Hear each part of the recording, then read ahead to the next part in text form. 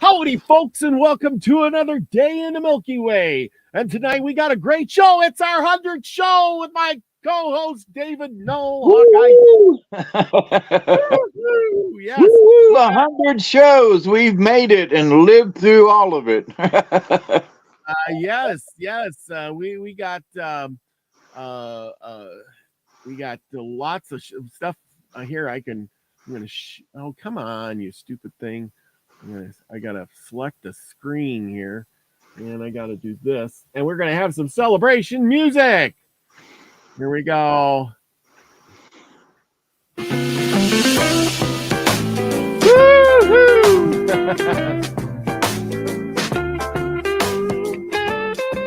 Jazz hands.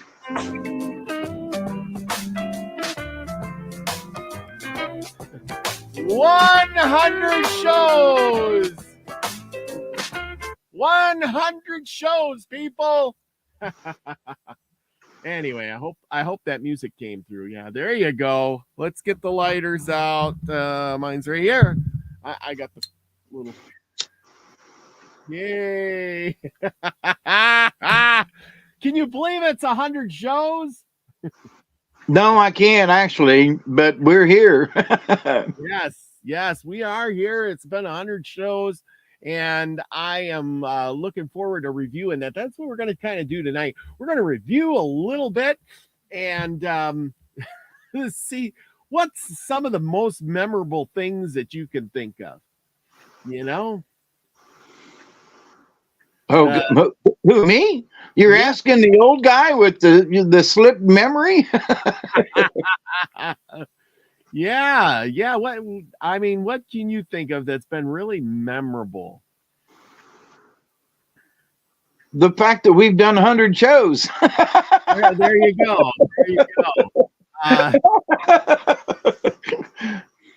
Well, and that's the thing. You know, we've been out here. We've been doing shows now, and the memorable thing is, I think the most is all the people that have showed up to enjoy it with us. You know, we've had so many people throughout the years come and go, people who filled in for you or me, and stayed with us, watching. You know, Chloe, Elderberry, Nina. You know, Amber, you know, people who've come and people who've gone, filling in, coming on, whatever, helping us out. It's been a great time for us to 2 years or better. 2 years. 2 years. So bringing us back to 2 years now, how much have we advanced? And I was thinking of this, and I'm thinking, you know, what better way to do it than to share a little bit of us. And we're going to go like this. There you go. And here we are. This is our first show, you know, 2 years or better ago. Live, it says. And there he says, you're live. Welcome to another day in the Milky Way. And hello, everyone. My chest a couple of times to make sure I'm still here. With a few small problems and things. And we managed to plug on through, and here we are. Sorry about the delay. And bumped a little bit. But hey, I'm only 12 minutes late. So anyway, here we are. We're going to read from this book. And if you haven't already heard what the book is going to be, this is it. Finally have brought it to you. It's Native American Myths and Legends. And tonight we're going to read some cool stories picked out by David Null himself, Hawkeye. Anyway, David, you got some words of wisdom to say for us tonight? Uh-oh. Absolutely. Greetings and blessings to everybody. And, you know, we are in the waning hour for 2020. And isn't it exciting, you know, because we can plan on what we want 21 to be like. And I did a video 2021. myself on the back, but we have the choice every single moment of every day to make a difference in the world. Sometimes it's just a thought, sometimes it's a prayer, sometimes it's calling somebody or writing a letter, whatever it is. It doesn't mean we have to participate in rallies or protests or anything like that. But if we want to change, then we have to participate. It's not going to happen on its own. We can talk about it, we can think about it, we can look back at this last year, and if we've learned any lessons, we get more done when we participate, you know. So keep that in mind, because this year's gone, and we got a chance to start over. So let us do a better job. We've already got some practice in, you know what I mean? And we're at the end of this year, sort of. Everybody I talk to, you know, that isn't that something? Isn't that crazy?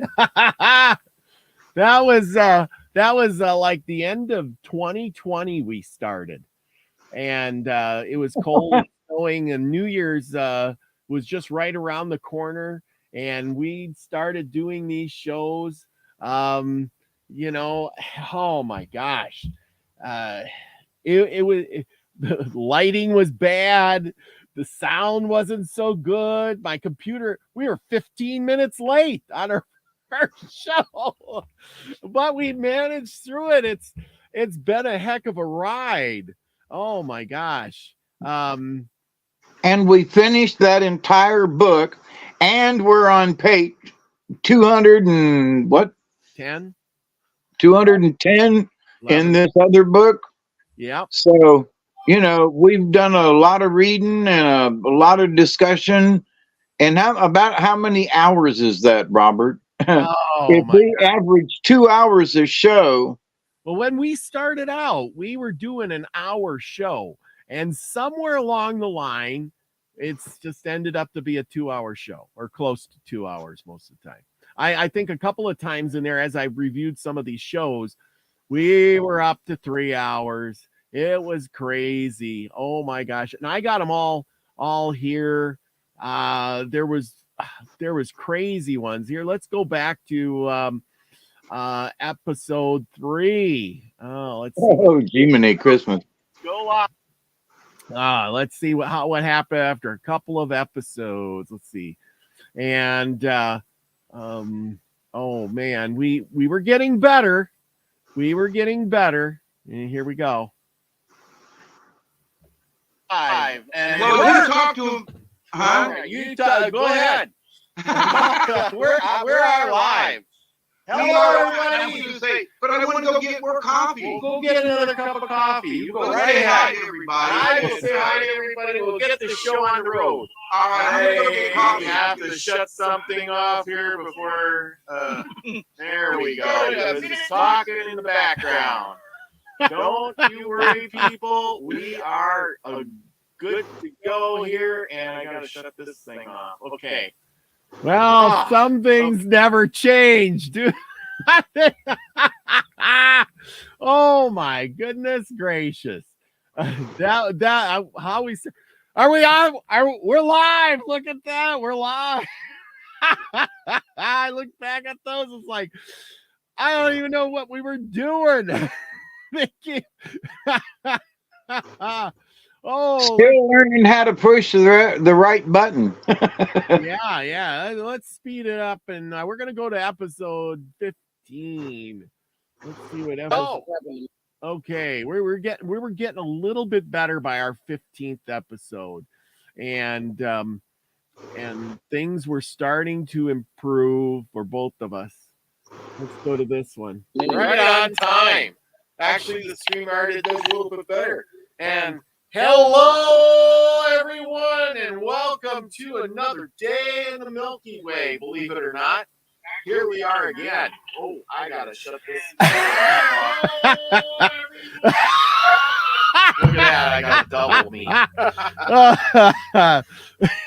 Look I'm trying to figure all this out. See, and then there's all kinds of stuff you can do. I couldn't figure out how to shut my computery stuff off so you didn't hear in the background. Can you believe that crap? Yeah.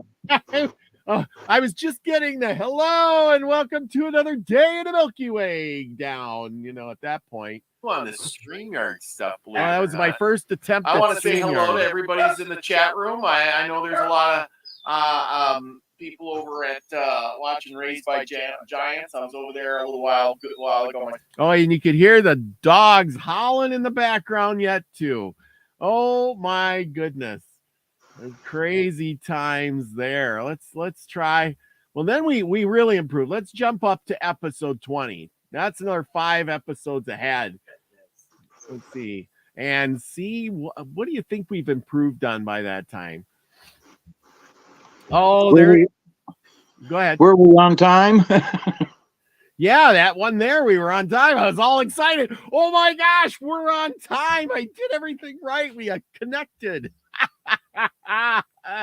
How crazy to be excited to be on time, It's like we were just I was running the bus. And I didn't even know what I was doing. And go live right on time, 2 minutes after. But hey, that's all right.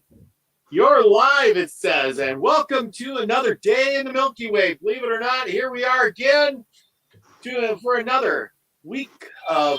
I forgot what I was saying. Another week. It's week 20. Holy cow! Native American myths and legends. What show are we doing? I'm looking at my co-host, David Null, Hawkeye Two Feathers. My gosh, thank you for coming. I think I got. Hi, everybody. Greetings, and we welcome you with, blessings of the great Creator. We were just talking about having a voice for radio, and I'm thinking. Oh man, those were the day. What? I was like, what the hell show am I doing?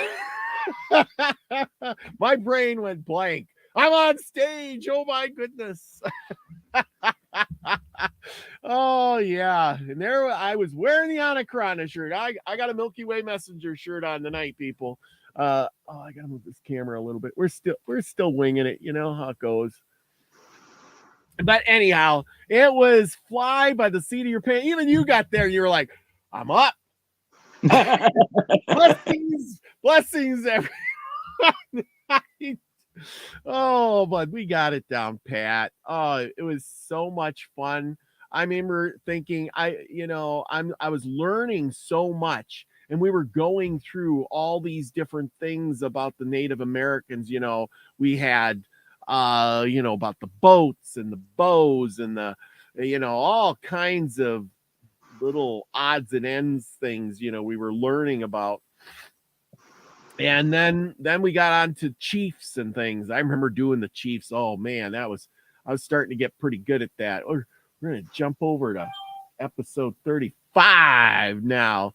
I'm skipping through a few episodes, but out of all the shows I do, this is the only show that I download and keep on my computer for days gone by so I can listen to them later again. Yeah. Oh, the way is here. Have a good night, everyone. Thank you for coming. Off the Hook says, love the bus tour. Yes, I'm driving, and I'm way better at driving the bus than I used to be. We still welcome you with the love and in honor of the Creator. Yes, we do. Oh, my hair, and I haven't cut my hair either, by the way. It's still fairly long and tucked under my shirt. Don't look a day older. Don't look a day younger neither. And that's after 2 heart attacks, right? Yeah, that was before any of the heart attacks. Man. Wee doggies. Okay, episode 35. Let's see how we did. Oh, this is going live. You're live. Hello, everyone, and welcome to another day in the Milky Way. And we're doing it again tonight with another Native American myths and legends. We at number 35, believe it or not. And with my co-host, David Null, Hawkeye Two Feathers. Welcome. Welcome. Greetings and blessings, all y'all out there. And thank you for coming and listening to this old man and his friend talk about about native stuff. And we always, wish you blessings and happiness and all that kind of good stuff. So we hope you're doing well. Well, yes. And tonight we got another great show. So we were finally, by episode 35, we were really getting into it there, and let's see, what did we talk about that night? I didn't even know how to share screen at that time, because look at I was just getting down to there. We were talking about the Powhatan Stone, and what did you? Let's go back and see what kind of story you were reading on episode the good twin and the evil twin, and you guys can find that all of these shorts, these stories in the short version on Milky Way Shorts. And there's a playlist for that, people, so you can check that out. And you were still a great storyteller. Look at this. Well, thank you kindly, sir. From the human tribe. This is how it all began. And that's how it all began. I love it. I love this review.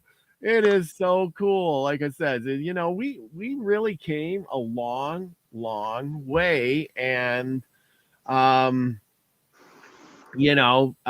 got to get to some more of these. But anyhow, what an adventure, Oh man, let's see what else they got here. Let's jump up to episode 45. Oh, where are you? Oh, wait a minute. Help! Let's see, what do I got here? Resident. I got a lot of buttons to push, but I'm doing it. Don't you worry. Hello and welcome to another day in the Milky Way. Believe it or not, I made it. I'm on time and we're good to go tonight for another great show. And we're going to talk about this guy right here, Chief Seattle.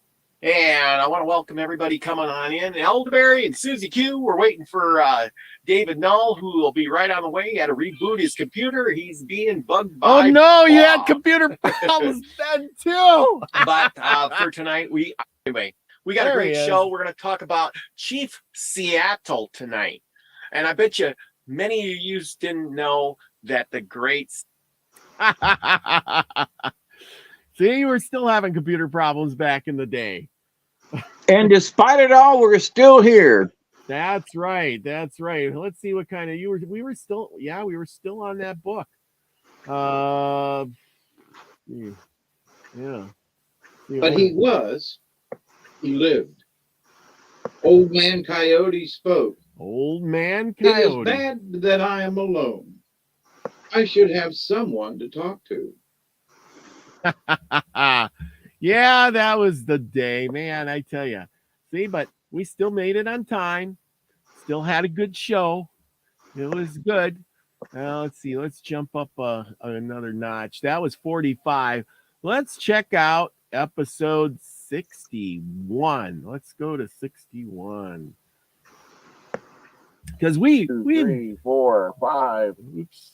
I had this thing and we were getting, man, the time flies. This is like 2 years of doing this show, and it only gets better with age. I swear. I've learned so much. I think the biggest things I've learned is the Indians have been literally bamboozled out of their land.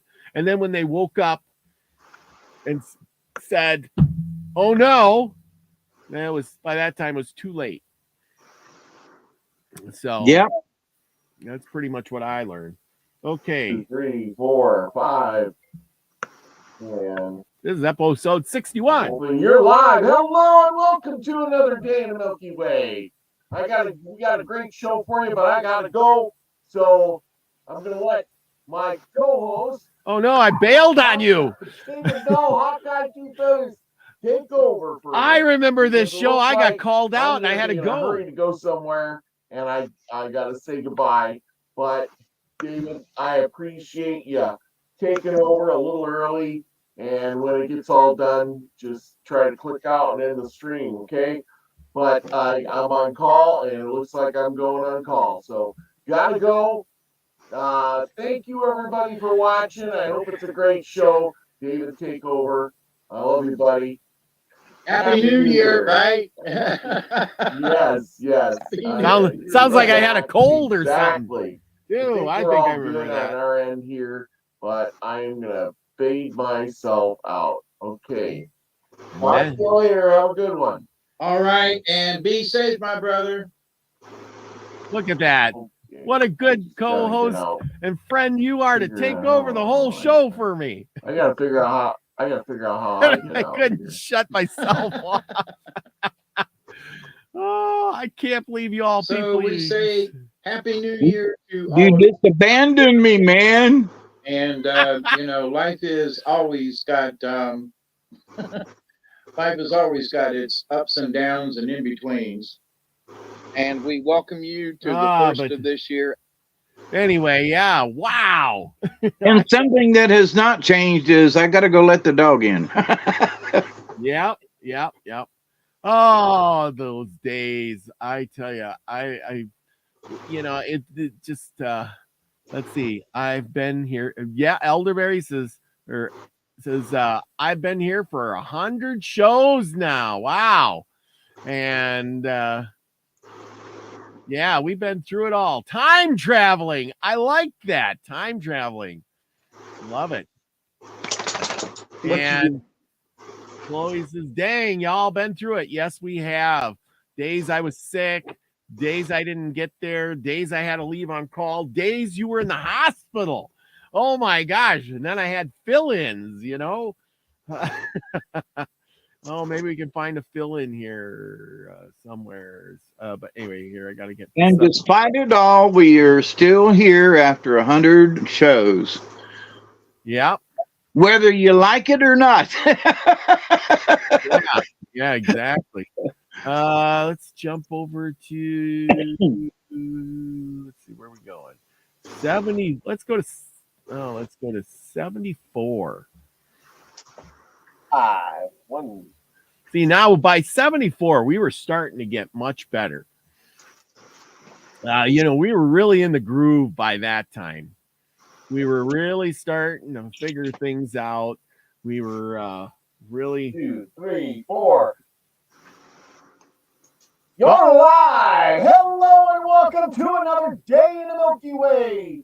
Tonight we got a great show for you. Boy, oh boy, with my co-host, David Null, Hawkeye Two Feathers. Thank you for coming. See, I got it down pat Thank now. you for having me as always, Robert. We welcome everybody on this wonderful Tuesday evening, and we hope that you're doing well wherever you may be. Wherever you are. And that's still true. Healing energy It is. out to everybody who needs it tonight, especially. And I see Scotty Boy. He says, "Get it on, caca, turkey, whatever that means." Hello, says Wishy Moon. Well, thank you all for coming tonight. I am going to be talking about the Apache Indians. Apache Indians. Okay. Call for peace. Look at In that. January 1863, he decided to meet with the U.S. military. And what'd you have for a story back in the day? Nagawahi. Did I say that? Nagawahi?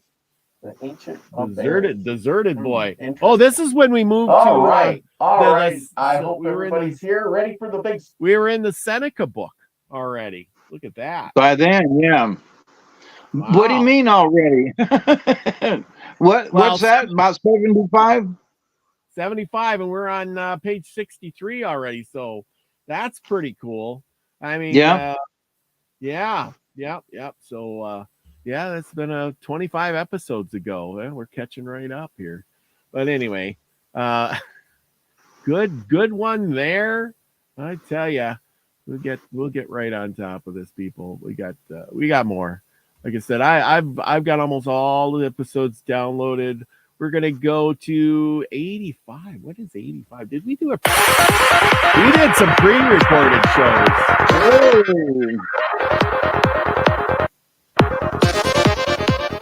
That's the first one that I don't know if it was 85, but you're using the intro music now. Yeah. Hang on here. I usually if there's intro music like that, Yeah, we were on StreamYard. I think we recorded a few of these. Okay, so here we go. Howdy, folks, and welcome to another day in the Milky Way. And tonight we got a great show for you. We're going to be doing our Native American myths and legends like always on the 4th of July here with my co-host, David Null, Hawkeye Two Feathers. Thank you for coming on this day. Wonderful Independence Day, I should say. Yeah, and we're independent of one another, but we're still a group of folks. And welcome, greetings, good morning, good afternoon, good evening. We always welcome you with the love and the honor of the infinite creator. And if you can look behind me, you can tell it's 10 o'clock at night.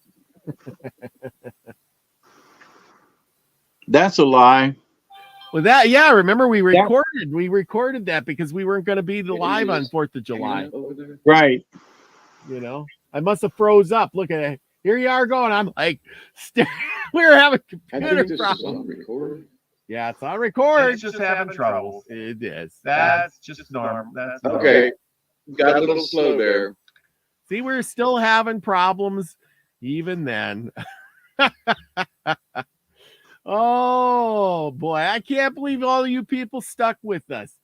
I tell you, we've had so much fun recording these. You know, good times and bad times, computer shutting off, you know, the sharing didn't work, or the sound wasn't working. Oh man. All kinds of stuff. I remember getting you doing it. I wish I knew which one it was for the you were doing it from your hospital bed. Yeah. Oh man, oh man. Let's see here. What do I got? 88, 87. Let's bring us up to yeah, this one here.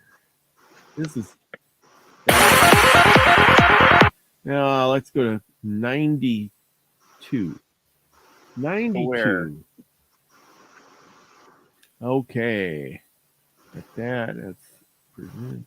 We got to do the thing, hit the buttons, and so we got sound. Let's go to here. This is episode 93.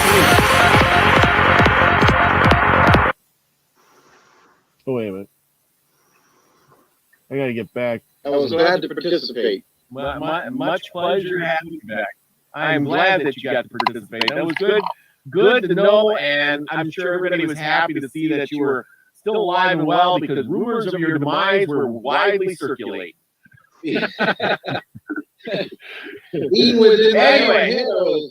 Even within my own head, I thought, wow, man, is this it? When you wake up on the floor and you don't know how you got there.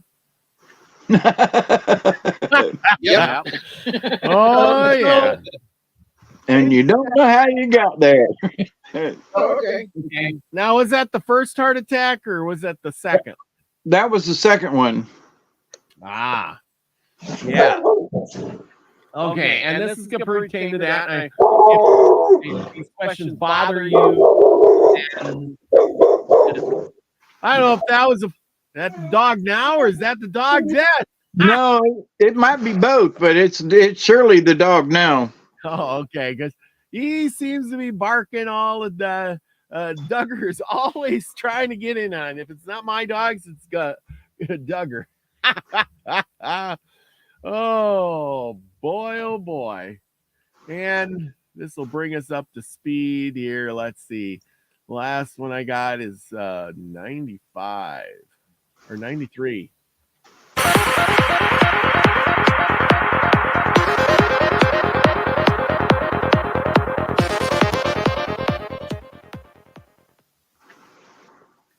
And then we'll get on with some stuff. Like I said, I just love going back through this and just reminiscing and, you know, things like that, because look at that. There you are with your hat. Howdy, folks, and welcome to another day in the Milky Way. And tonight we got a great show, as always, with my co-host, David Null, Hawkeye Two Feathers. Welcome. Welcome. And as always, I thank you, Robert. Ooh, the frog's going I on. can hear the And I frogs. can I greet you all with the love and the honor of the infinite creator, as always. And of course, we always hope that you're doing as best as possible in these times of chaos. And maybe we can bring a little something. We got 2 stories for you tonight to kind of give away a secret. But I don't know what Robert's going to talk about tonight, so it's new on me too. Well, and What's got for us, Robert? as always, I don't disappoint. We're going to talk about the Mohawks. So anyway, yeah, that was good. You notice how by this point in time, I finally got it down to hello and welcome to another day in the Milky Way. And with my co-host, David Null, Hawkeye Two Feathers. And I got it down pat. I don't have to go, what show am I doing? Hey, are we live? It sounds like you're the ringmaster in the circus. Yeah, I know. Well, it reminds me of the days when we used to work at the ranch, and I was the activities director, and we'd have like we'd have talent show night, you know, and I'd get up in front of everybody, or every we would be there for like they'd have dinner, and then somebody'd have to get up in front of the crowd and tell them what's going on tonight.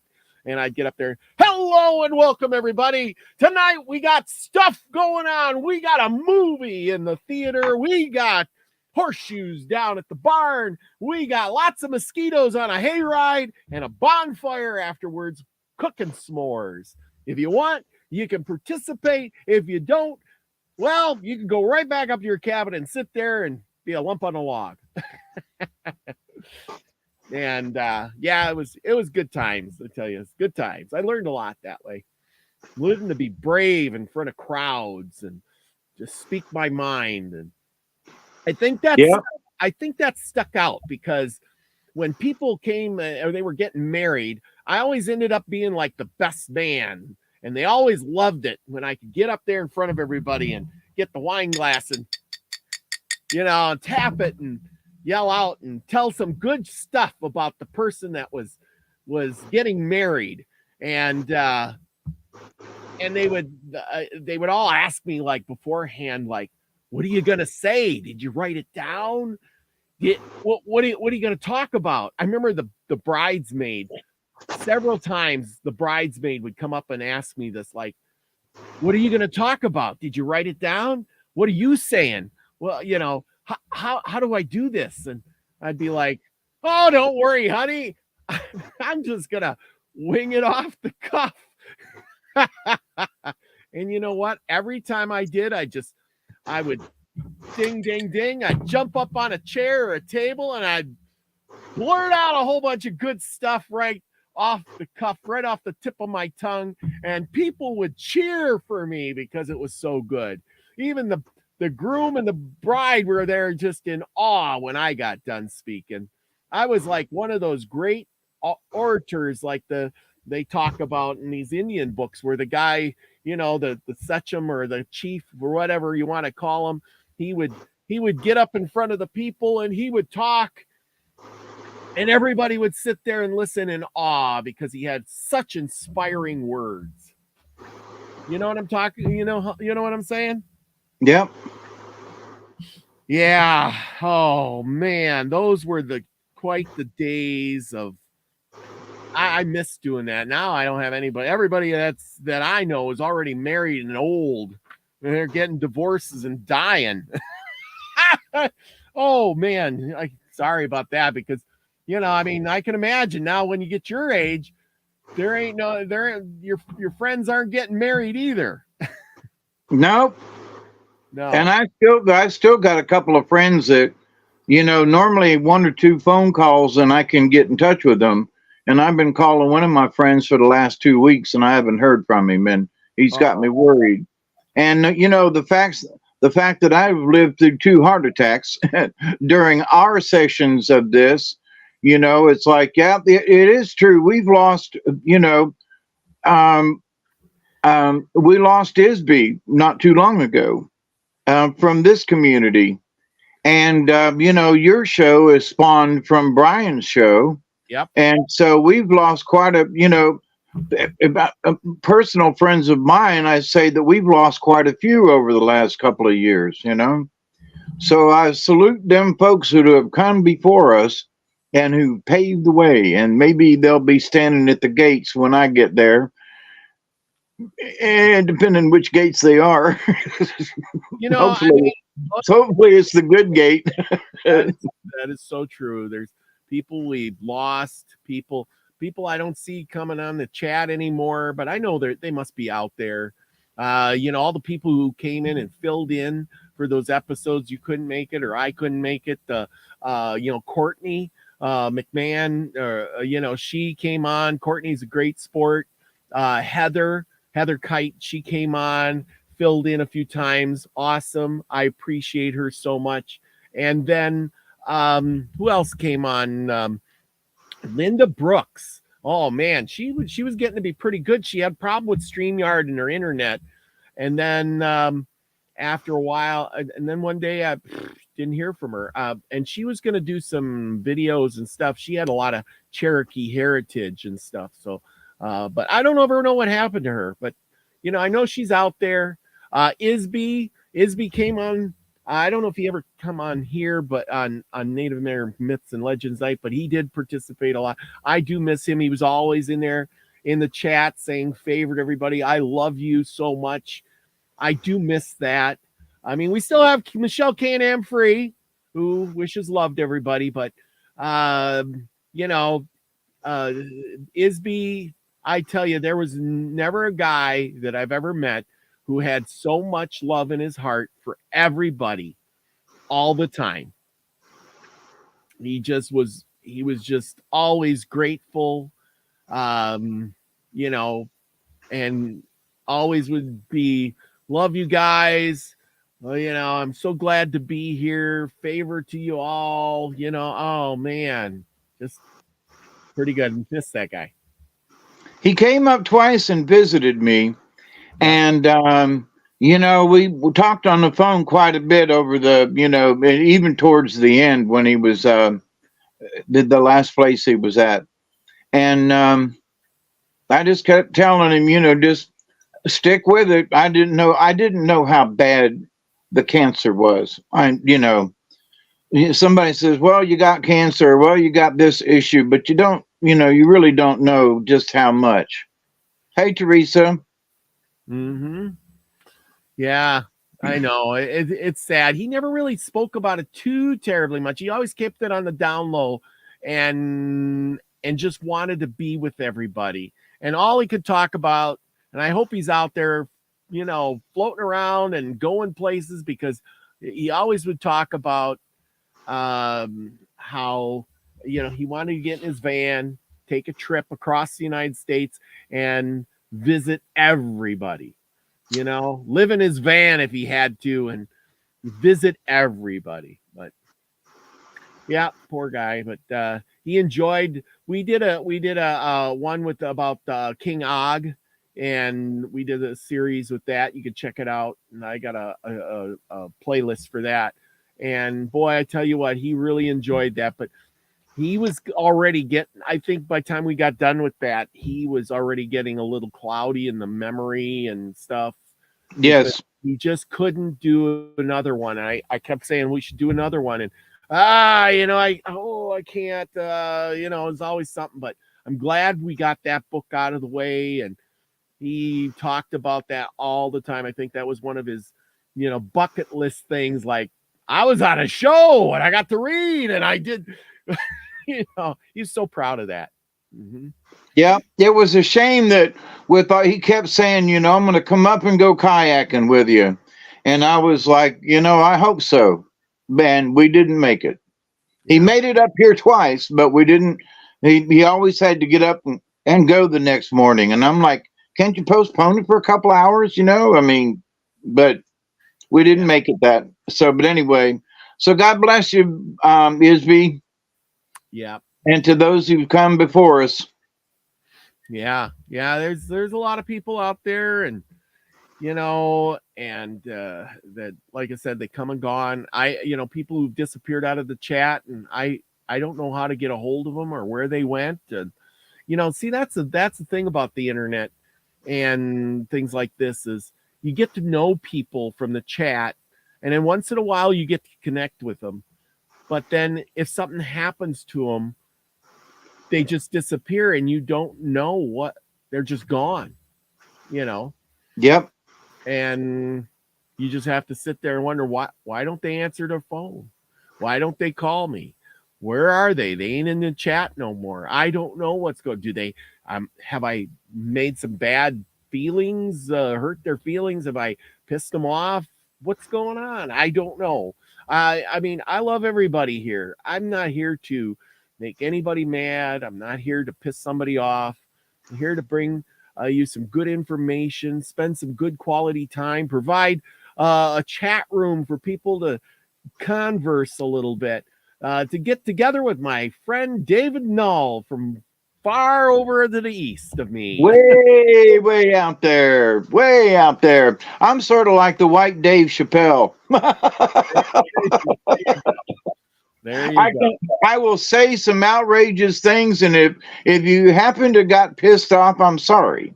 But that was not my intention. But it has always been both of us over these last 100 shows have wanted to bring things up to people that might, like the takeover of Mexico by Spain and by, just all of these things.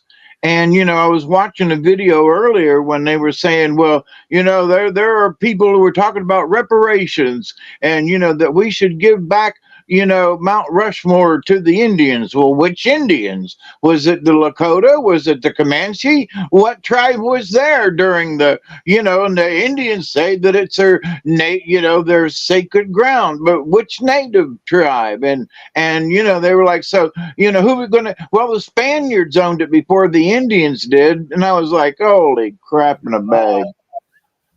The Spaniards owned it before the Native Americans did. Boy. But he did have a point in that. Do we give it to the Sioux? Do we give it to the Lakota? Do we give it to the Comanche? What about the Apache?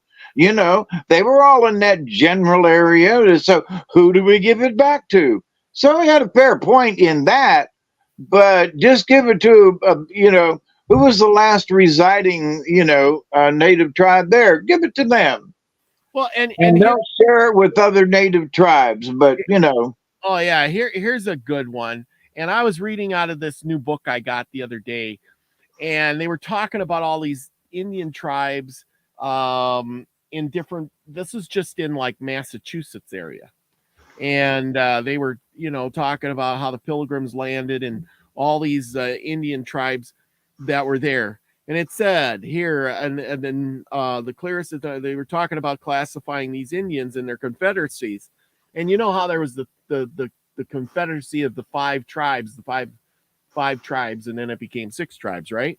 Right. But it says here their own territory and conversed by their own chiefs.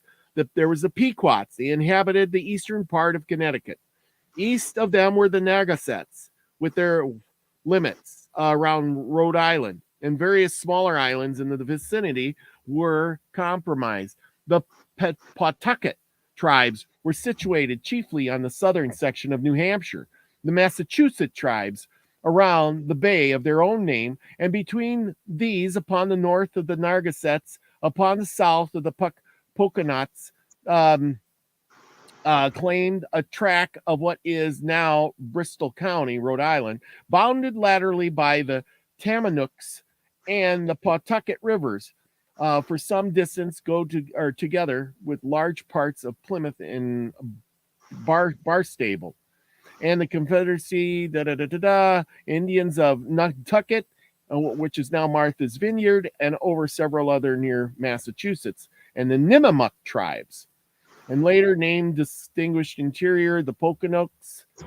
There were 9 separate canons of these tribes, each governed by its own pretty a sagamore or a squaw, which are subject to one Grand Sechem, who was also the particular chief of the Wampanoags canon, living about the Montup, or wherever that is. So think of all the tribes I just named there. the Wampanoags, the Poconuts, the Massachusetts, the Pawtuckets, the Nagasets, the Massoits, and it just went, I mean, that's just in Massachusetts area, Rhode Island and Connecticut. That's such a little area compared to the whole United States.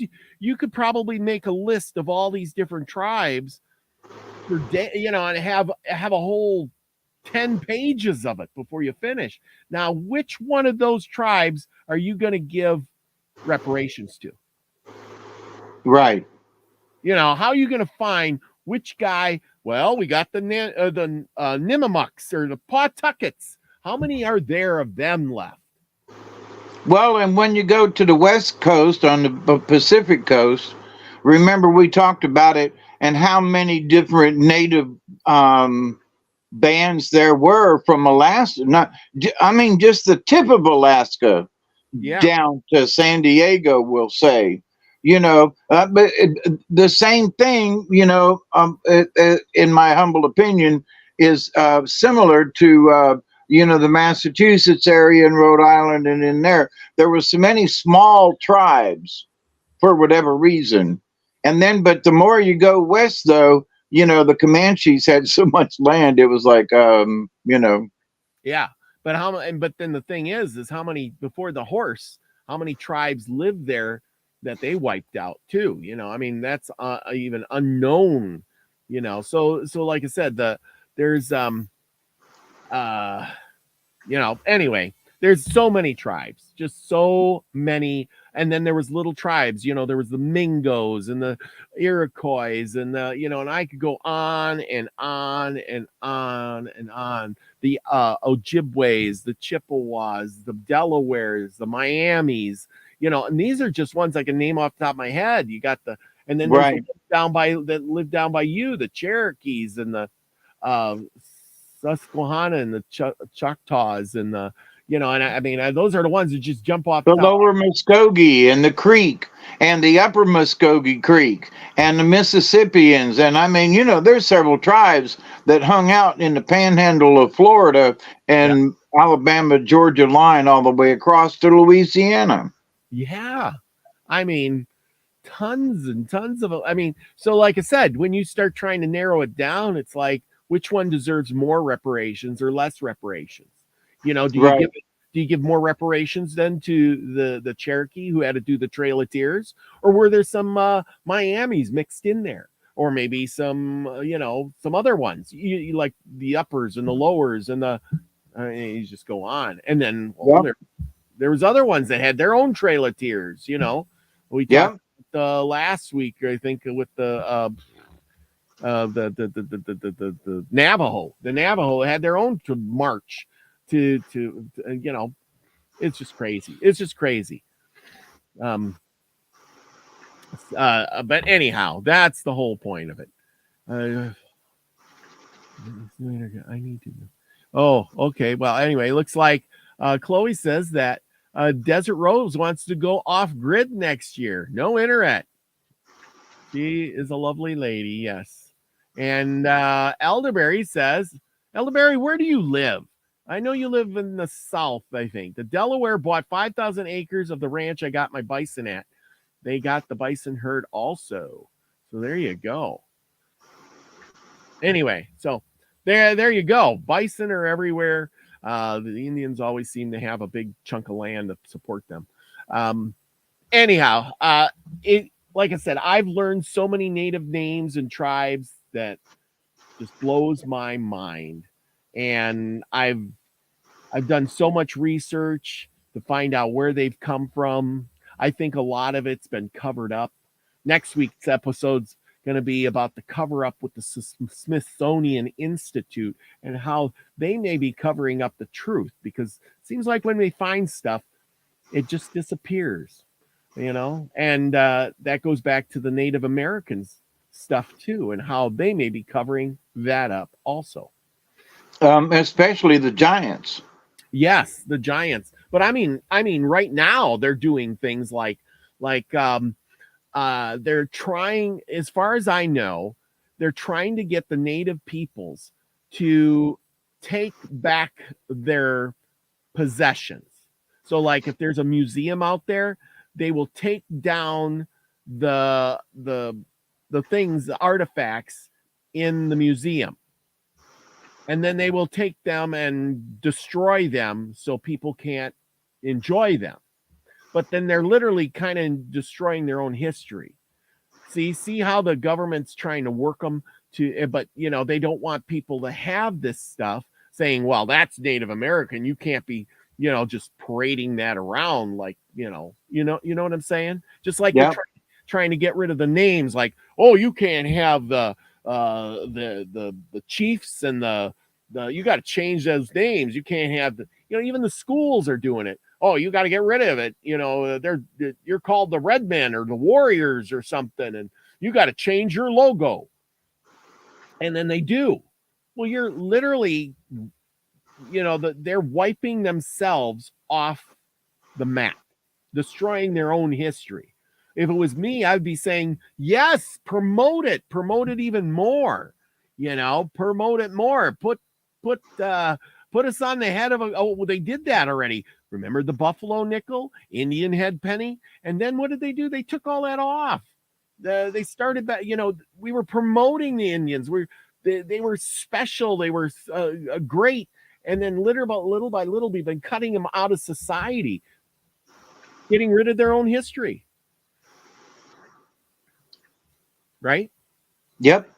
So anyway, speaking of that, I got one last thing to do before I turn it over to you for a great story, because don't worry, people. We aren't disappointing you tonight. David's going to read. We got a good story all picked out, and it's a brand new one. And this is the speech of Logan.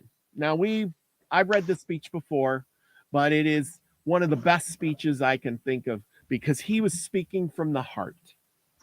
And remember, he was a great orator of the Iroquois or whatever he was there. But anyway, I appeal to any white man to say, if I ever entered Logan's cabin hungry, and he gave him not meat, if ever he came cold and naked, and he clothed him not, during the course of the last long and bloody war, Logan remained idle in his cabin, an advocate for peace. Such was my love for the whites, that my countrymen pointed as they passed and said, Logan is a friend of the white man.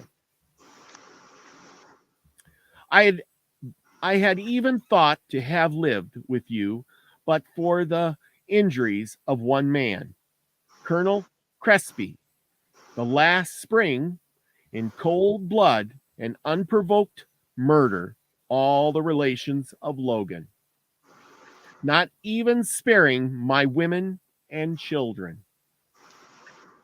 There runs not a drop of my blood in the veins of any living creature. This is called on me for revenge. I have sought it. I have killed many. I have gluttoned my vengeance for my country. I rejoice at the beams of peace. But do not harbor a thought that mine is the joy of fear.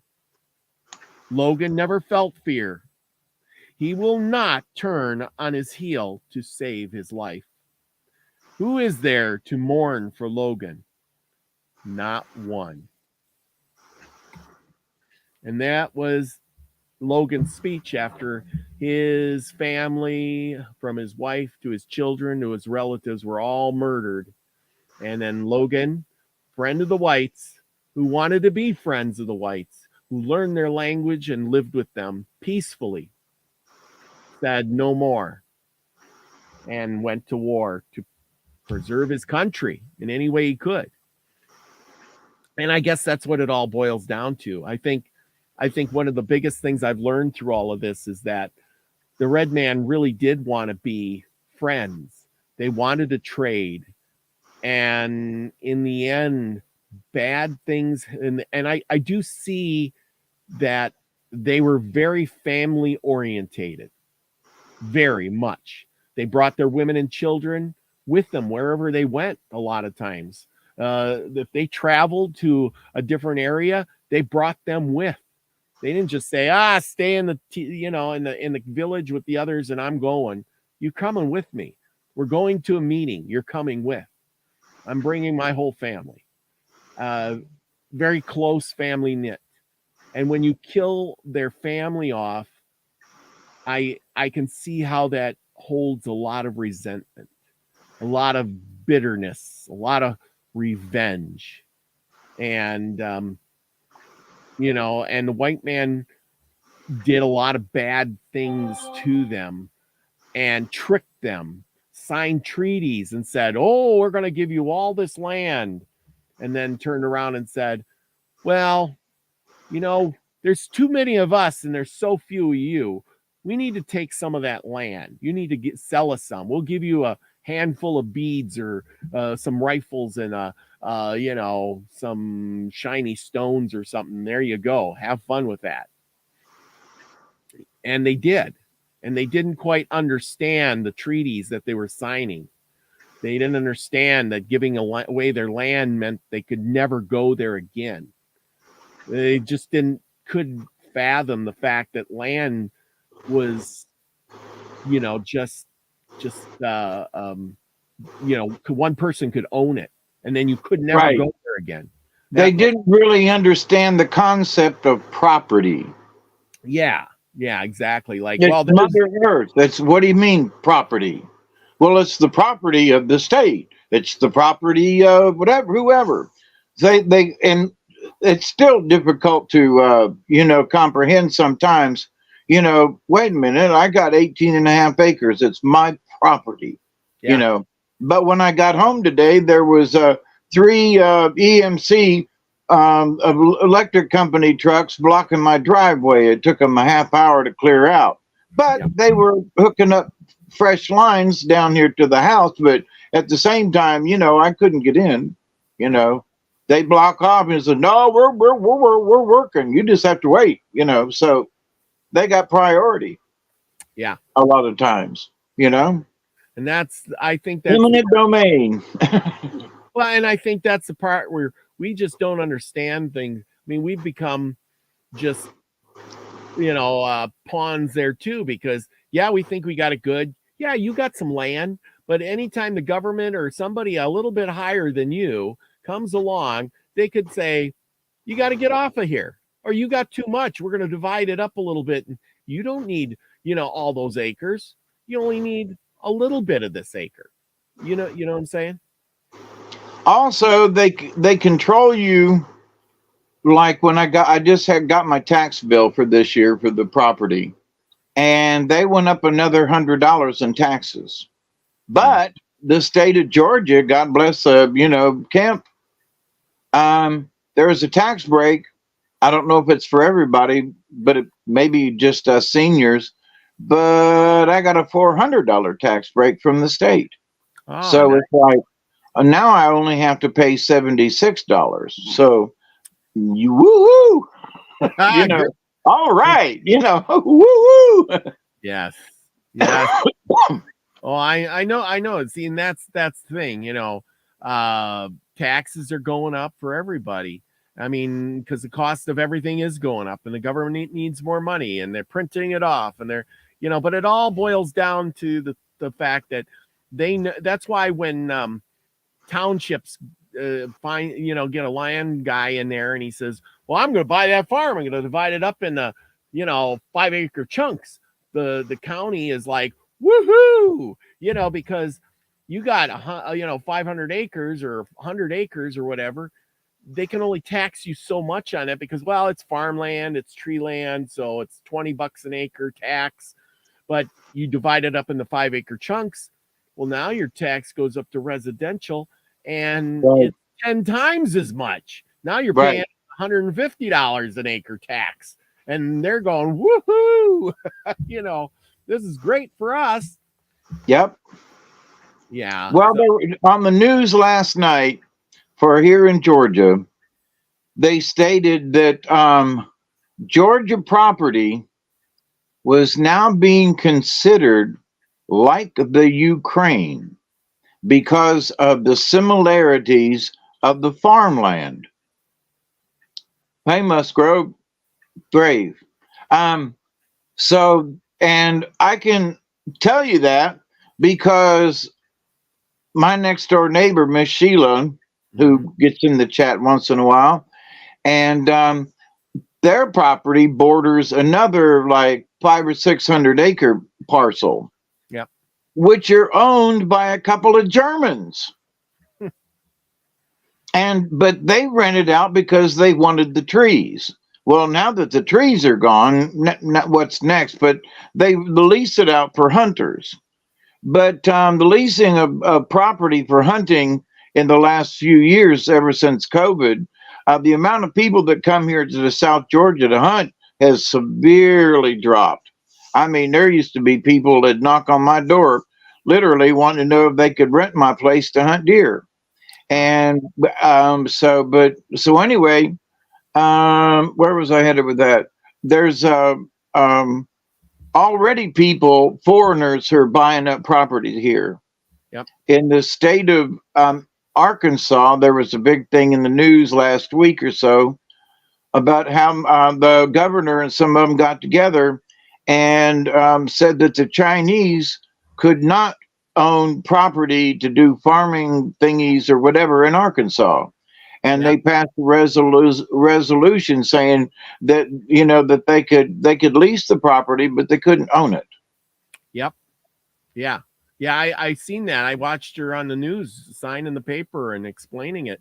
And I'm thinking, well, see, now that's a thing, because these Chinese, the Germans, whoever, you know, other countries are coming in, they buy up our land, then they plant their crop. Well, the Arabians do that. The Arabs, they plant their crops in Arizona or California, and then they use the precious water that's there to water the hay. They grow good alfalfa hay because it grows good in sandy soil if you water it a lot. And then they cut the hay and they take it back to their country and feed it to their cows and horses. And you know why they can do that? Why don't they grow it in their own place?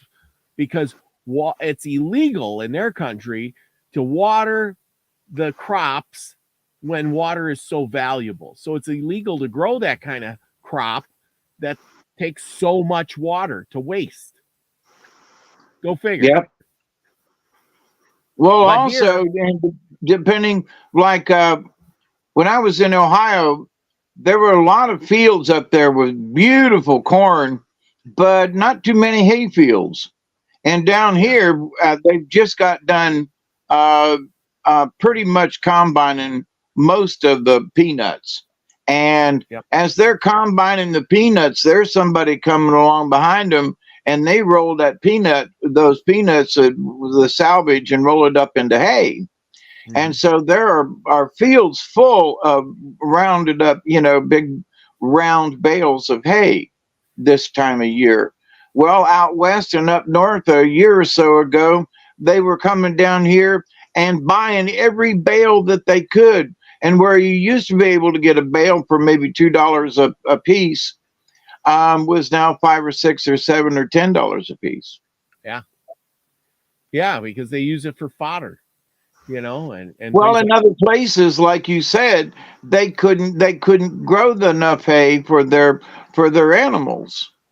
And so they were coming south and east to get hay for their for their farm critters. So good for us here in Georgia, but man, you know, and you'd think, what, a shortage of hay? Isn't hay just tall grass? You know, but it's vital. Yeah, you know, and that's the thing, you know, it's getting to be, you know, crazy. You know, Off the Hook says, I'm related to Queen Lokiani. Lokiani. I think I'm saying that wrong. But she was the last queen of the Hawaiian Islands. Interesting. But anyway, it doesn't matter where you go. They're always taking the indigenous people and kicking them off, and then taking the land so they can make money by taxes, tourism, industry, all the time. But anyway. Well, even this property just north of me, half a mile, about a half mile north of me, almost a neighbor, right? Yep. And so that it's owned by the Germans. Yeah. I'm sorry, but wait a minute. So they have sort of stolen the property from us indigenous people. Yeah, we've become. Since I've been on this piece of land for 40 years, I've become indigenous. You're right. You've become the indigenous people now, and yes. These corporations or super rich people come along, and somebody come up and said, "Hey, I'll give you $500,000 for your land." You'd be like, "Woohoo!" I'm out of here. But they to them that's nothing, and then they buy your land and the next door neighbor's land and a little more and more and more. Next thing you know, you're living in a little apartment because they own everything, and you're renting. Yep. Or end up renting from them, but to the point though, when on the news yesterday, I was really surprised in that they were promoting, we're selling we're selling land to the Ukrainians over here, And when you hear the state of Georgia, you have to ask yourself, does it mean Georgia, USA, or Georgia next to the Ukraine? Mm-hmm. So it's like, I'll be listening to someone go, what the hell? And come to find out it's over there.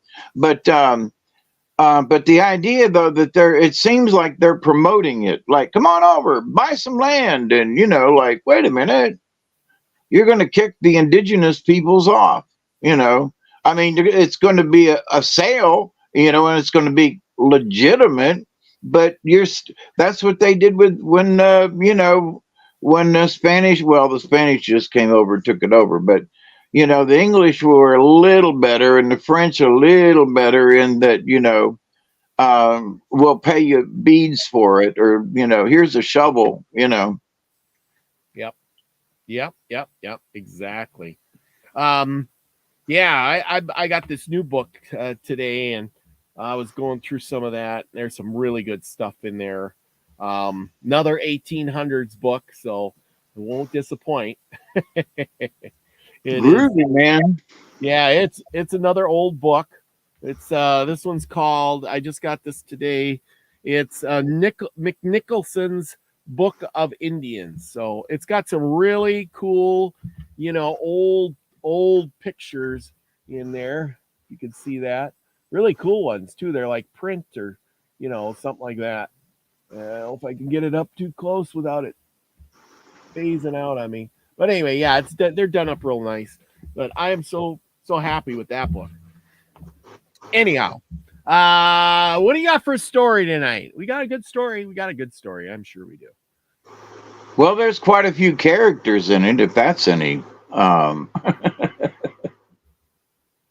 there we go. The Adventures. How do you even pronounce this? Hana Shion or Hana Shistan? I don't know.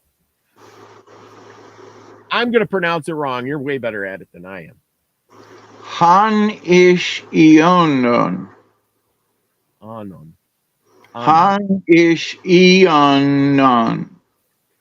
Because there's a eon on. Eonon. I can pronounce the next one. Han-ish-ionon. John Jimson. There, I'll stick with that one. Oh, okay. Jimison. Elderberry says, is there a card tonight? Or is there a story tonight or a card? Or both? Both. We're going to do this story and then I'm going to pull a card. So. All right. So stick around, everybody. Stories are coming right up. There you go. Okay. So in American, in English terms, The characters of this story are Junebug, Muckworm, Angleworm, Snake, Red-bellied, Cornworm, and Woodtick.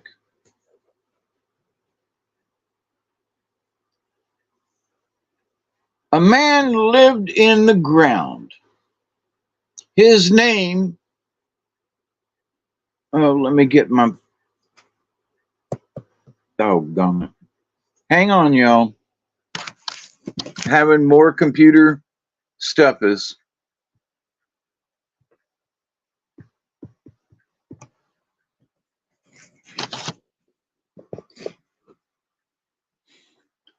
Let's see if I got this took care of. Yeah, okay. Start over. Let me get a drink and then we'll go.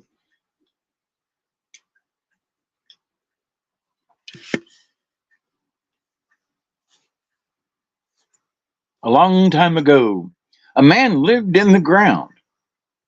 His name was Hanishiono.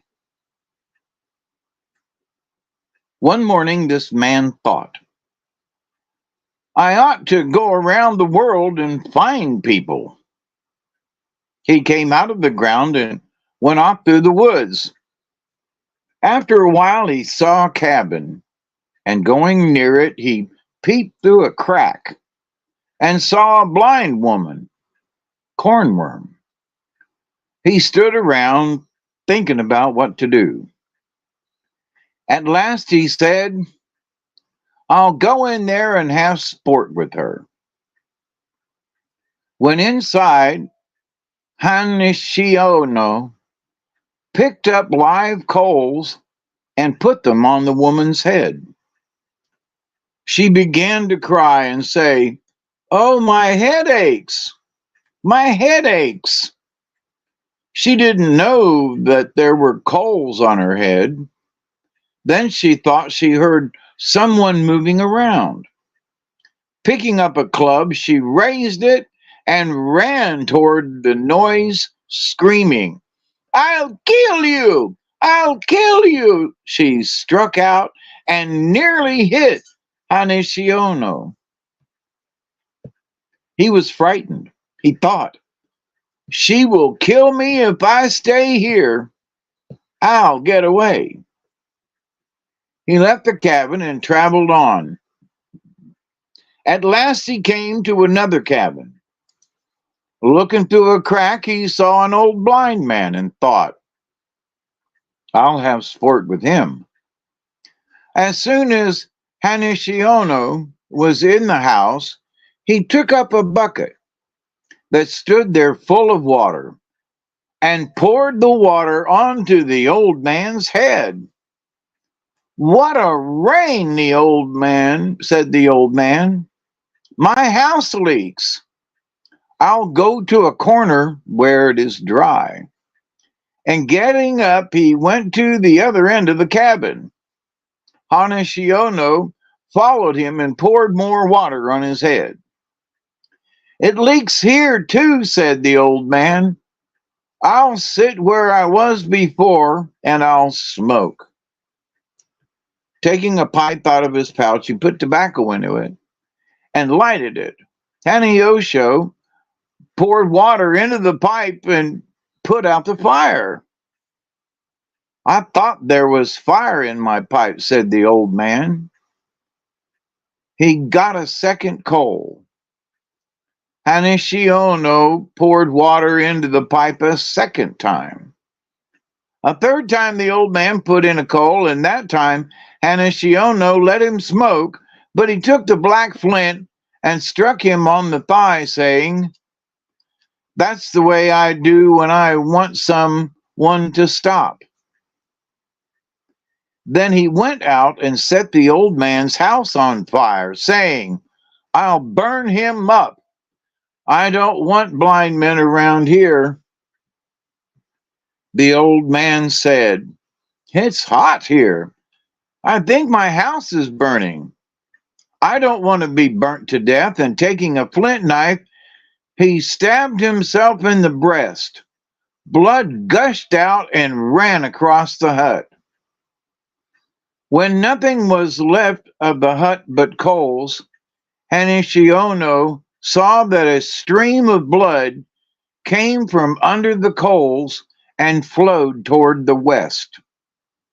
The door of the hut opened to the west. Right away, the blood turned to the old man. He was alive again. Hanishiono said to him, "If you want to stay alive, you must live under the ground." The old man crawled into the ground. That is why angleworms are in the ground now. Hanishiono went on till he came to a house where another old man lived, and going in, he said, "Uncle, I have come to visit you." "I'm glad that you've come, nephew. I get lonesome sometimes." "Haven't you a game to play?" asked Hanishiono. "I have no game." "Well, I have one." And taking hold of the old man, Hanishiono began to pull him to pieces.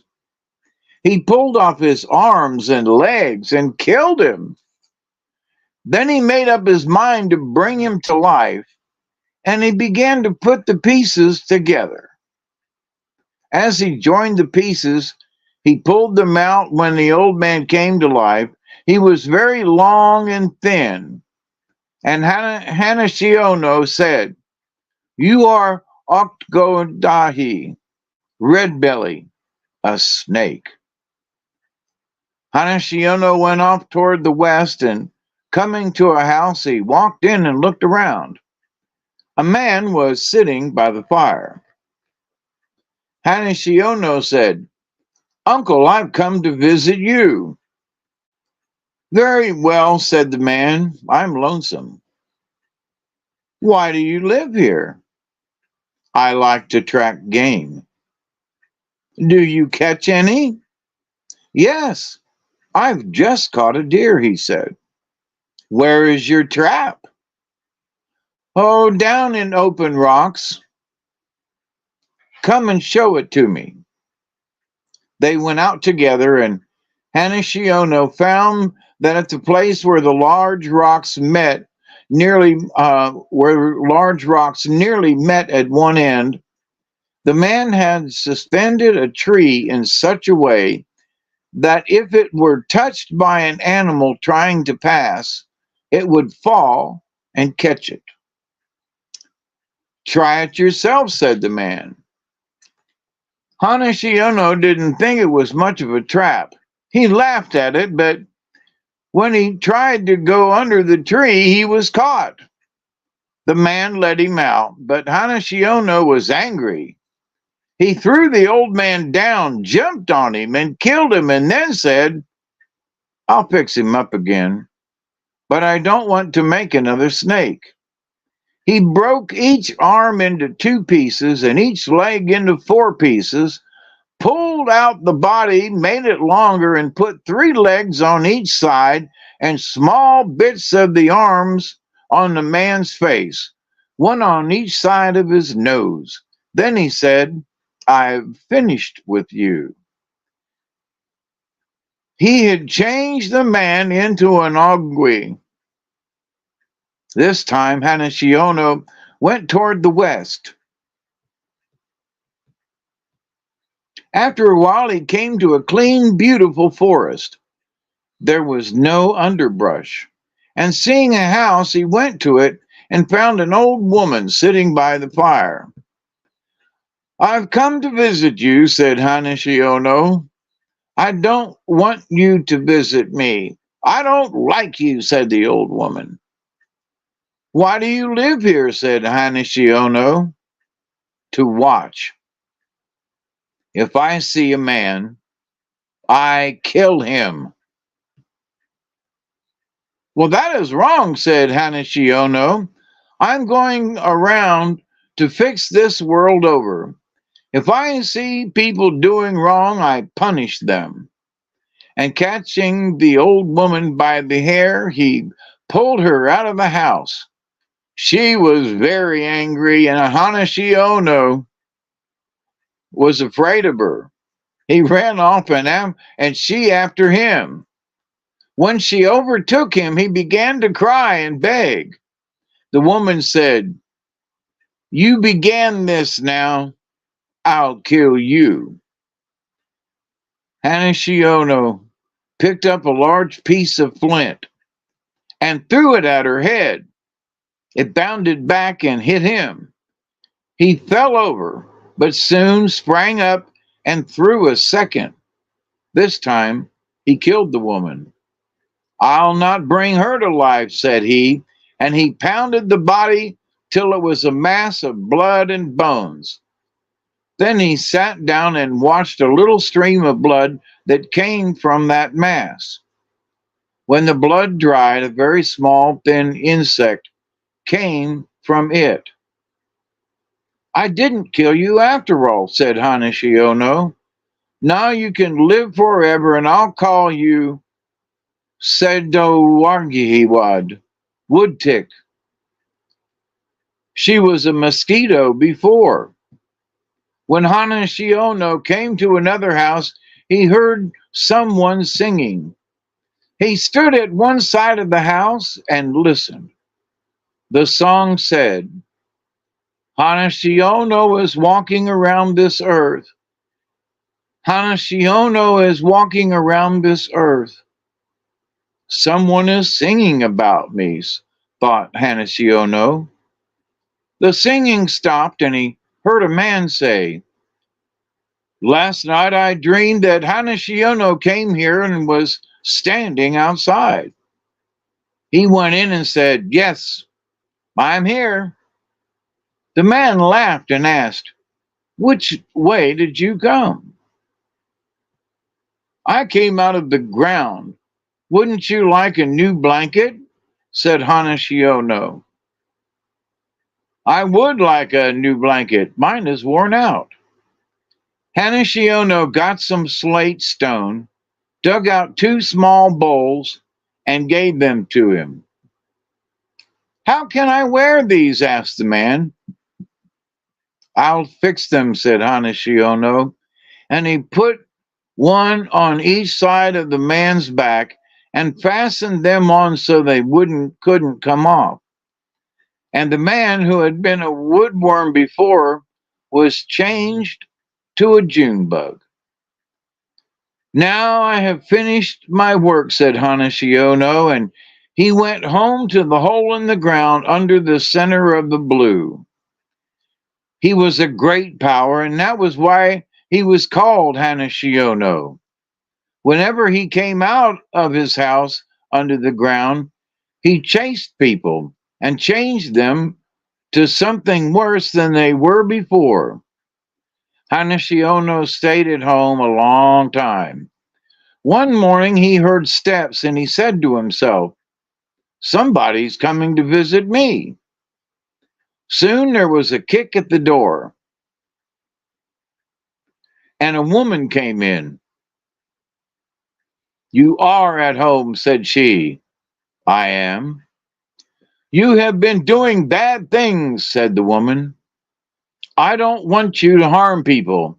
I gave you power, and if you don't stop making bad use of it, I will punish you." "I shan't stop doing as I am doing, for I am doing right." The woman was angry.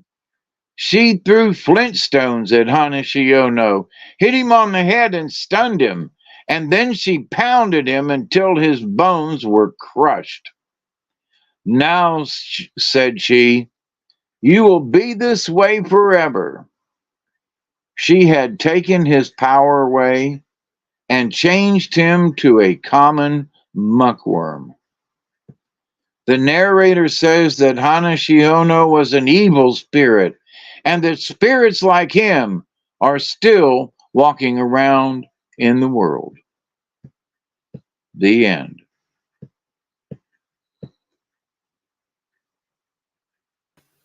And there you go. Good deal. Boy, there was a lot of killing, huh? Yeah, that was a lot of killing there.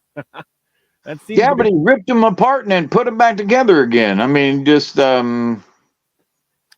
I'm gonna pound you until you bleed. And, oh, I didn't kill you. I'll think I'll make you into something else.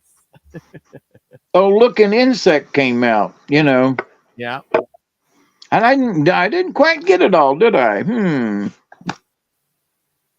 Yeah. Oh yeah. Oh yeah. So the next one in line is Stone Coat, Cold and Frost, and I know we've done a Stone Coat before. Yeah, not this one though. Yeah. Are you doing this one, or are you gonna do? Oh, I'm shuffling cards. Oh, okay. I'm trying to get ahead of you here. We're driving the bus. I was losing the road. It was kind of going off to the side, but you pulled me back onto the main street now.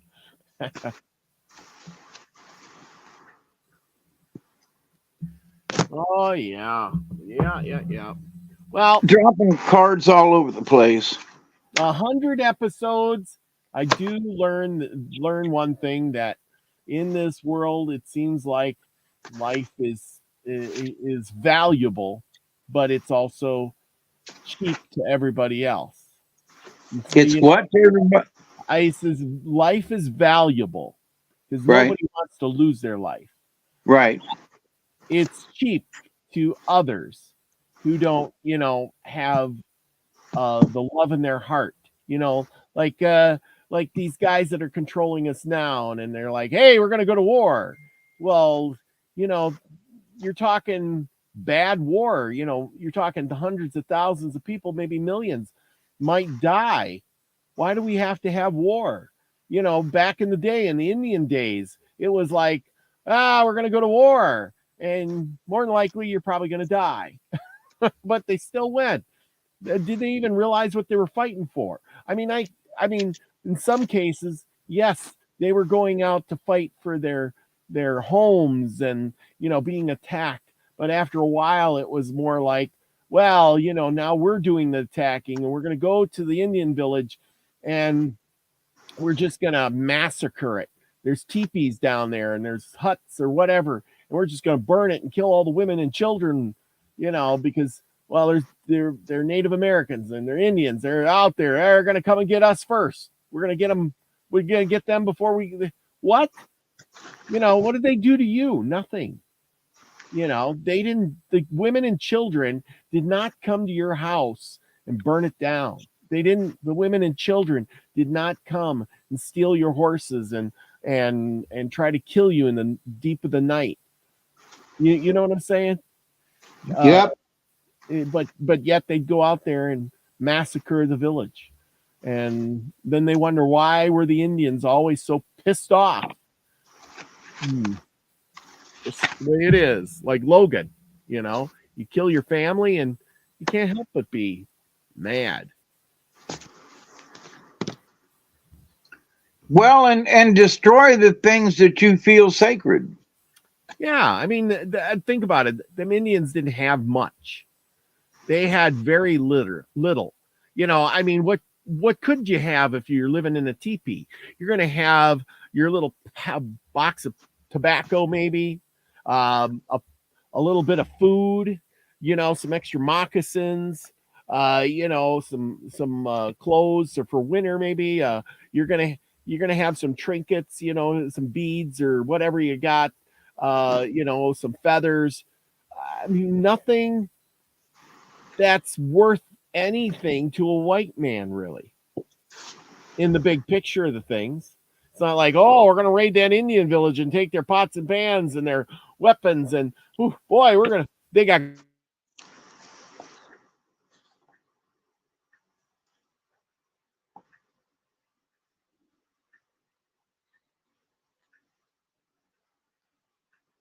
Did he freeze up?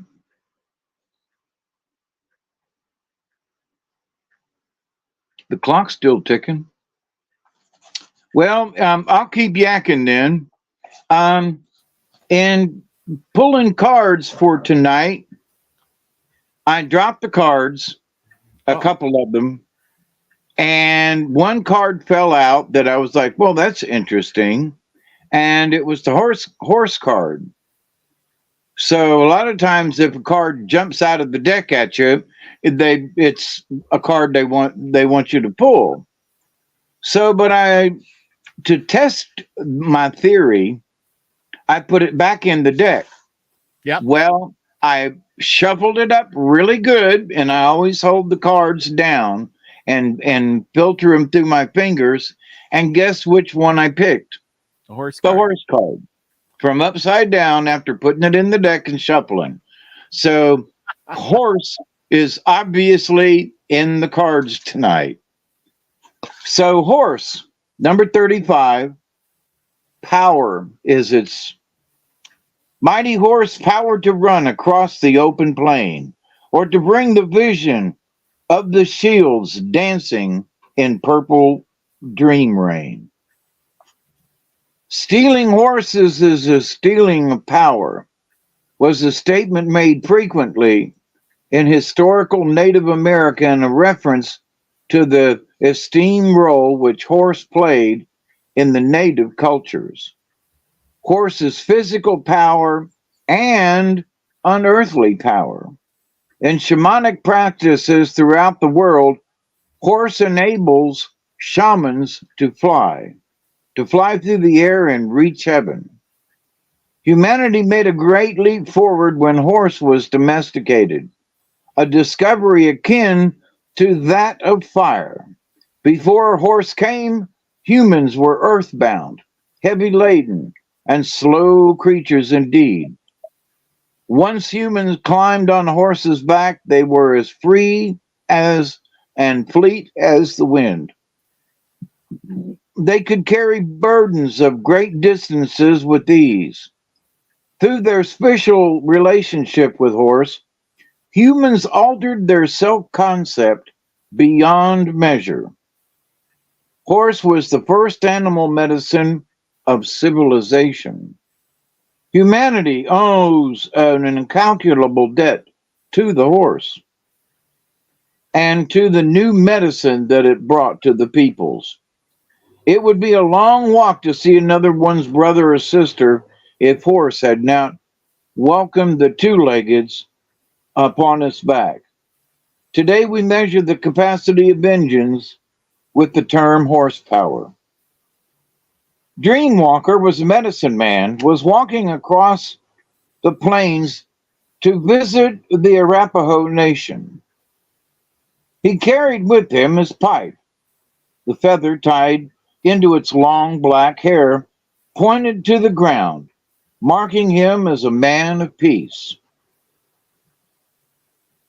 Over the rise of a hill, Dreamwalker saw a herd of wild mustangs running towards him. Black Stallion approached him and asked if he was seeking an answer on his journey. Black Stallion said, "I am from the void, where answer lives. Ride on my back and know the power of entering the darkness and finding the light." Dreamwalker thanked Black Stallion and agreed to visit him when his medicine was needed in the dream time. Yellow Stallion approached Dreamwalker next and offered to take him to the east, where illumination lives. Dreamwalker could share the answers he found there to teach and illuminate others. Once again, Dreamwalker thanked Yellow Stallion and said he would use these gifts of power on his journey. Red Stallion approached. Rearing playfully, he said to Dreamwalker, he told to Dreamwalker of the joys of balancing work and heavy medicine with the joyful experiences of play. He reminded Dreamwalker that he could better hold the attention of those he taught when humor was integrated into the lesson. Dreamwalker thanked him and promised to remember the gift of joy. Dreamwalker was nearing his destination. The Arapaho Nation was close at hand. White Stallion came to the front of the herd. Dreamwalker mounted White Stallion's back. White Stallion was the message carrier for all the other horses and represented wisdom and power. This magnificent horse was the embodiment of the balanced medicine shield. No abuse of power will ever lead to wisdom, said White Stallion. You, Dreamwalker, have made this journey to heal a brother in need, to share the sacred pipe, and to heal the Mother Earth. You have the knowledge through humility that you are an instrument of great spirit. As I carry you upon my back, you carry the needs of the people on yours. In wisdom, you understand that power is not given lightly, but awarded to those who are willing to carry responsibility in a balanced manner. Dreamwalker the shaman had been healed by the visit of the wild horses and knew that his power in coming to the Arapaho was to share these gifts with them. In understanding the power of horse, you may see how to strive for a more balanced medicine shield. True power is wisdom found in remembering your total journey. Wisdom comes from remembering pathways you have walked in another person's moccasins. Compassion, caring, teaching, loving, and sharing your gifts and talents and abilities are the gateways to power. And I would say that over the last 100, we have been trying to teach that. And the power that we have been teaching, without y'all knowing it, is the power of self-recognition, is the power of the self, is the power to heal your mind if you're an alcoholic. And, you know, we've talked over the years, you know, with people that have had addictions and so forth and things. And, you know, you have power over those things, you know. It's just that you have to realize that you have the power. Now, the second one that was pulled, number 26, is squirrel. And squirrel is about that, squirrely. It's about the gathering. Interesting. We're coming into the fall and the winter months and gathering like the squirrel. You have gathered nuts by the score, exactly predicting when you might need more. Teach me to take no more than I need, trusting the great mystery to harvest the seed. Squirrel teaches you to plan ahead for the winter when the trees are bare and the nuts have long since disappeared. Squirrel medicine can come in many forms, as this furry critter is very diverse in nature. The erratic behavior of squirrel has bested many a forlorn hunter, and it thus stands to reason that there are benefits to being able to circle a branch at lightning speed. This erratic behavior of squirrel can also get nerve-wracking if you're dealing with persons who have squirrel medicine. Trying to calm them down enough to accomplish something may drive you nuts. The gathering power of squirrel medicine is a great gift. It teaches you how to gather and store your energy for times of need. Now, did you hear that? Stores of energy. It's not talking about material things. Stores of energy. It teaches you how to gather and store your energy for times of need. It teaches you to reserve something for future use, whether it be a judgment an opinion, a savings account, candles, or extra food. To put it in a nutshell, squirrel is the Boy Scout of the animal kingdom. Always be prepared. So it's not just be prepared with food, it's be prepared with energy. Save up a little bit. So, you don't burn, in other words, don't burn yourselves out and the candle at both ends. In today's world of changing times and fortune, it is the wise person who prepares for the future. Our prophecies have all spoken of the end of the millennium and the changes to come. Well, it's the end of the millennium, and here we are. Squirrel is a friendly medicine to have in light of possible future rainy days. Its message is to be prepared, but not to go nuts with it. Love yourself enough to gather the goods that will meet your needs in times of scarcity, even if that time never comes. So, but it's not to overdo it. It's to just make, the prayer is to only take what you need, but also to store energy. Isn't that an interesting? And what is horse? It's about horsepower. It's about the power and energy. Because if you didn't have energy, there wouldn't be any horsepower. So I could see where these two cards, after it falling out on the floor and going yo ho, the power of squirrel, the power of gathering, the power of being wise to store that energy. That's not bad. Not bad at all. And that's really, really good advice. It is. It is. The cards never seem to disappoint. Ask an old person with heart problems. Having the energy is, oh man, it's whoo-wee. So as you get older, the energy goes away. Man, I used to be a 20 horse. Now I'm about a 3. Yeah, I agree. Oh. I started out as a lawn tractor, and now I'm an old push mower.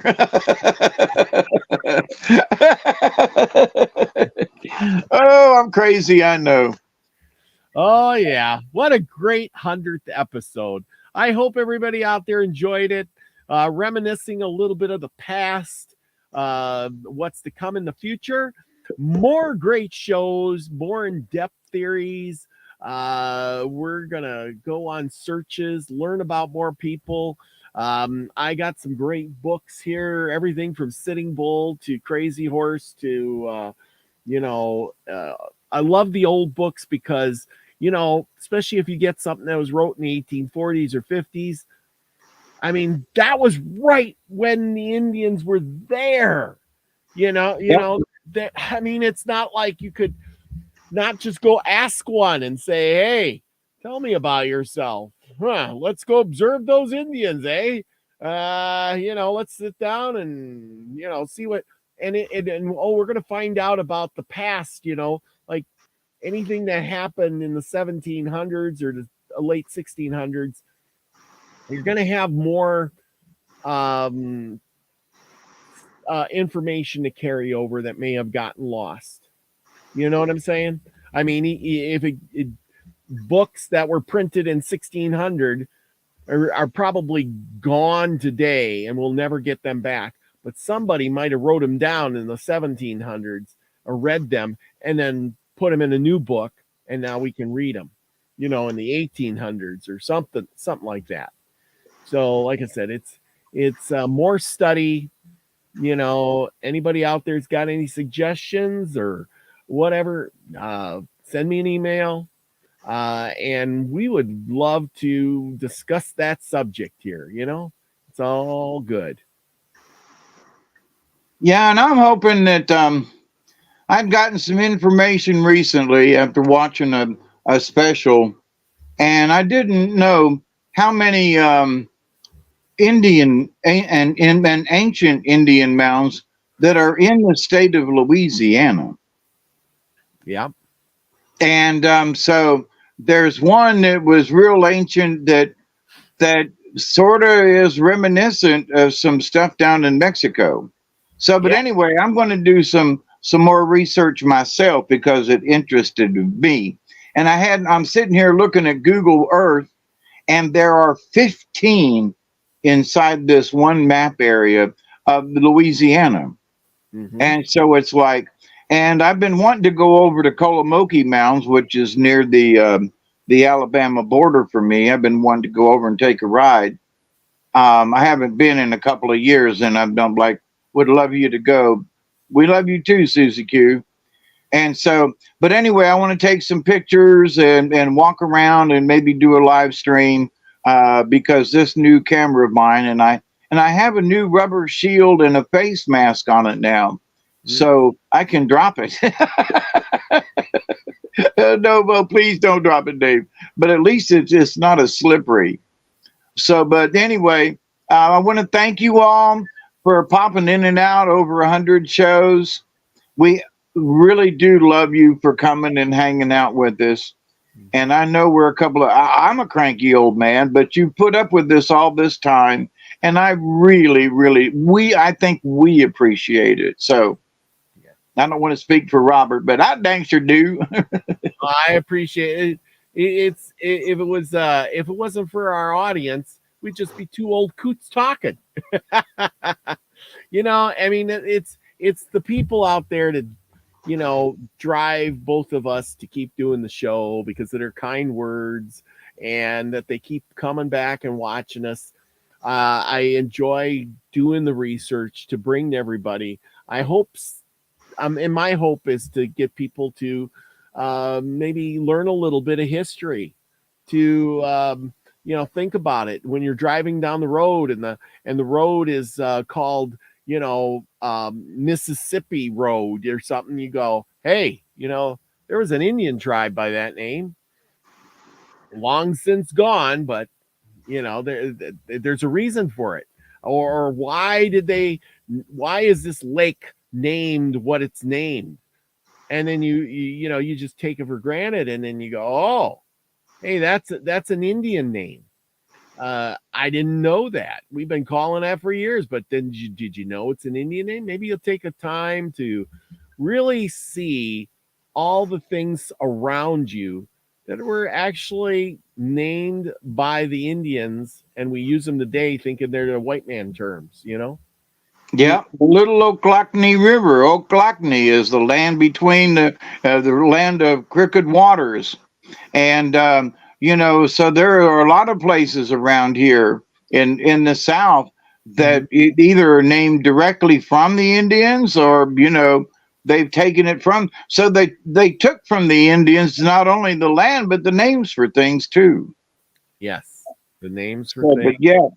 The land, name rivers and streams that were, that they named after, that they named. I mean, look at Massachusetts is an Indian name. It's a tribe, right? And of course the other lands around them were named differently. Like Pennsylvania was named after one of the guys who came there, who was deeded all that land to start a colony for England, and New York was named for the Dutch, and so forth and so on. So because it was New Holland, and then it became New York. But anyway, you can just go through a lot of these places, and a lot of times it's the Indian name or something on that, or there's a tale behind it all anyway. Well, one of the things is when the first map makers came, they chatted with the locals and, well, what do you call this river? Oh, Ockalachie. Oh, well, here's the Ockalachie River. Yep. And then for 200 or 300 years on that first map, it's the Ockalachie River, the Withlacoochee River, which is, near me. And so, they named them long time ago, and so the white man just, took over the tradition. Well, they called it the Withlacoochee, so we're calling it that. So, but anyway, yep. Yeah. So we're learning we're learning. And it's important, you know, not to forget. Because, you know, like you said, one of these days we're going to be known, and maybe not us exactly, but maybe down the way, our kin folk, you know, several generations from now will be the indigenous people, and somebody may come and claim the land and stake their flag, and we're looking around going, what? Nope, this is our land. We own you. You better move out. And the history of the families here in this area that was bought from the, you know, this one large farm back in the early 1800s or the latter part of the 1700s. It was a big block of land. And, you know, when they go and do a land search, they go all the way back to the person who bought it, kind of thing. Yeah. And so, you know, this was an Alligood farm, and there was like 400 acres or 1,000 acres or something. But anyway, so, but, you know, if I didn't know that, then whoever gets my place after I'm gone, no matter, regardless of who it is, if they don't pay attention, if they don't ask the questions, they ain't going to know who owned this land. They're not going to know that I was here for 40 some odd years. You know, they're not there. So the history that we've made here with my neighbors since I have lived here this 40 years, that history is within us.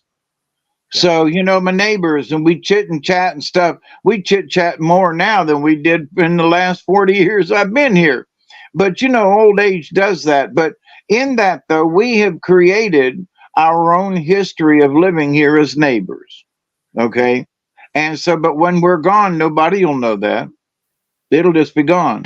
Well, Dave was the old hippie that lived down that little, you know, lane down there. And Mr. Presley, he lived over there in that old trailer that they moved out now. And, you know, then this place over. So, you know, but otherwise, whoever ends up with it won't know the history. Nope. Not at all. And then there'll be new people which counts for the history before us. You know, that I'm still, you know, trying to get history before us about this area. But, you know, they won't even care. They'll just go, nah. Yeah. Yeah, I know. And with that, we should wrap it up. We're at the 2-hour mark. And great story, great cards. I hope everybody enjoyed our 100th show. And Lucky Stone, the Massachusetts, we're a Native American tribe. They are no more. And there's a lot of them out there. Like Lake Erie is named after a Native American tribe, and they are no more too. But yet they have a lake. Go figure. But anyway, thank you, everybody. Thank you, David, for sticking it out for all these 100 episodes. I couldn't have done it without you. It's been wonderful. And with that, remember, everybody, go out there. Do something nice for your neighbor. Get to know your neighbor, like David just said. You know, talk a little bit to them. Know who they are. So maybe the history won't get lost so fast. With that, wave at them, for gosh sakes, when you're getting your mail, and just say howdy. You know, it goes a long way. Yeah, it really does. Because you know what? You want to be the frequency you want to receive, everyone. Love you all. Peace, everybody. Cheers. And there we go. And we're off.